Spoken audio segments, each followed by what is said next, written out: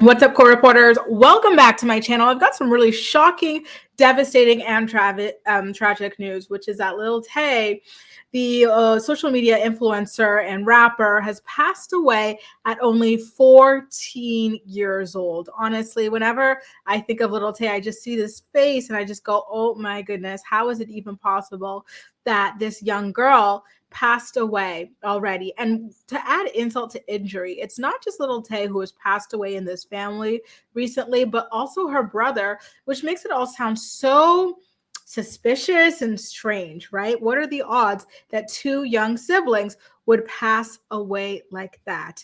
So let's get into a little bit of background on who Little Tay was and what her social media presence was all about. So Lil Tay came up a little bit after Whoa Vicky. Do you guys remember? It's the white girl who claims she talks like a black girl, quote unquote black girl. Because listen, how does a black girl speak, right? Do I speak like a black girl?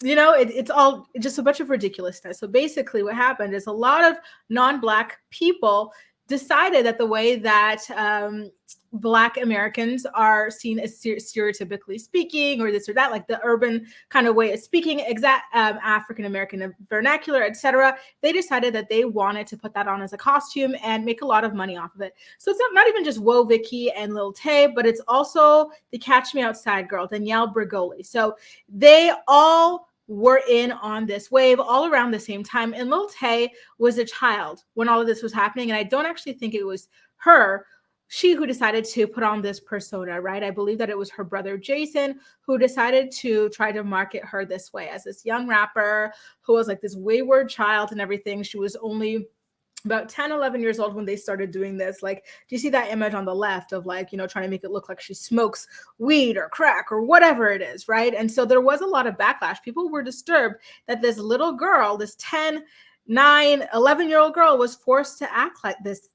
It was very damaging. Like, why teach her to speak this way, to be disrespectful, to swear, to have this kind of persona that's going to follow her around for the rest of her life when she can't even reasonably consent to it?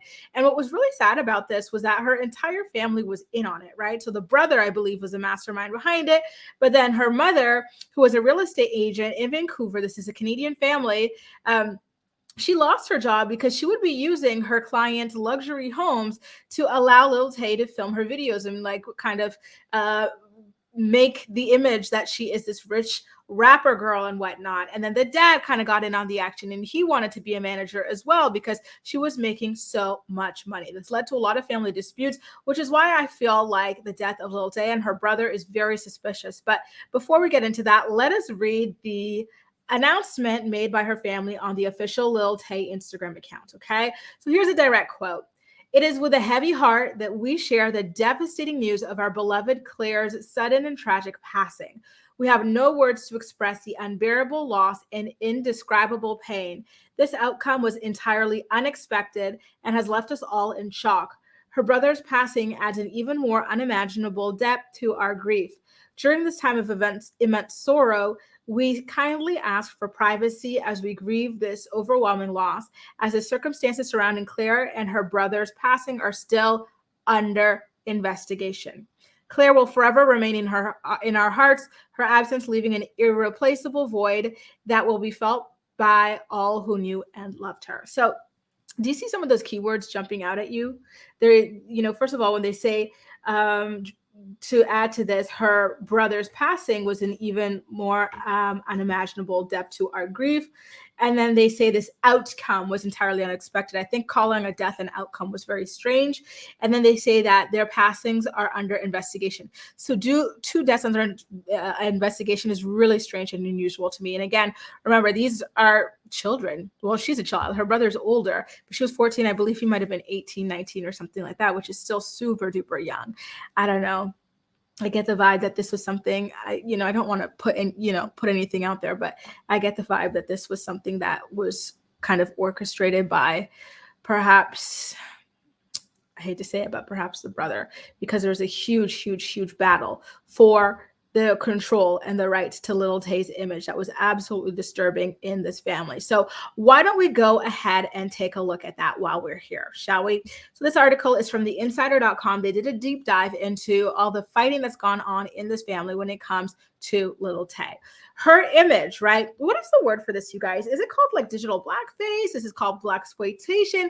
Like, what is it called when non-black people try to act like stereotypical black people, to, is it cultural appropriation, to profit off of the culture, right? That they are entirely disrespecting. Like, this was a big, big, big business for them. And, shamefully, the Zeus Network decided to give them a reality show for all of this as well. So, she had millions of followers on Instagram.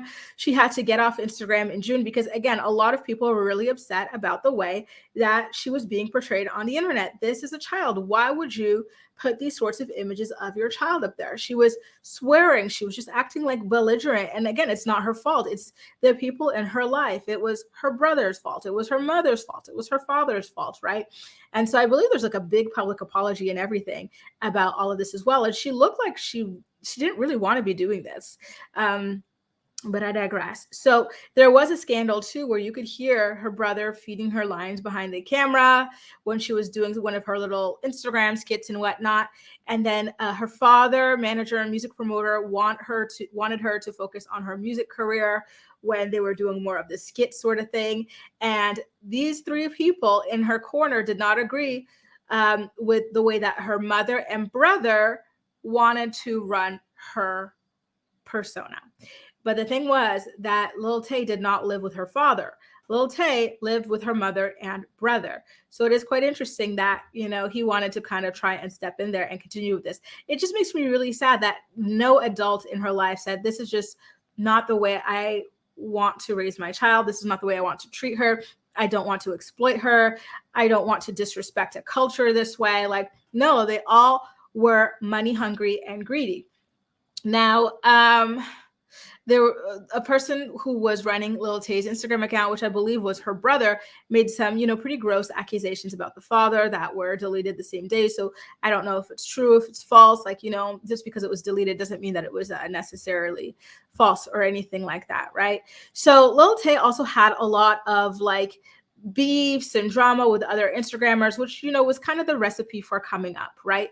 You get your name out there by having drama with some bigger names and whatnot. And, of course, she was cursing a lot in her videos. A lot of it was just so shocking. And what was quite sad about all of this is that Lil Tay was a very intelligent girl. Like, she was excelling in school before she was made to present herself this way on the internet. Like, to me, when I saw this interview of her on TV, Good Morning America, she looked sad. She looked like she didn't want to be doing this type of stuff, right? But like at this point, I think she became the cash cow for the family. And so the brother, the mother, and the father all started like fighting to keep her in this kind of a position. I think she was smart enough to know that this is not how she wanted to be seen. She was a really smart girl. So now, like I mentioned earlier, she had to kind of get off the internet for a bit because there was a lot of backlash to her being coached to curse and say a bunch of really horrible things by her brother. And so insider.com goes into some of the beef between her father, brother, mother, and everybody, which, I'm going to put a link to down below if you guys want to get into any of that. But yeah, that's kind of like the overall gist of this situation, right? Like, I can't, honestly. I forgot this girl even, like, I forgot about her for a really long time. I haven't heard of her in ages.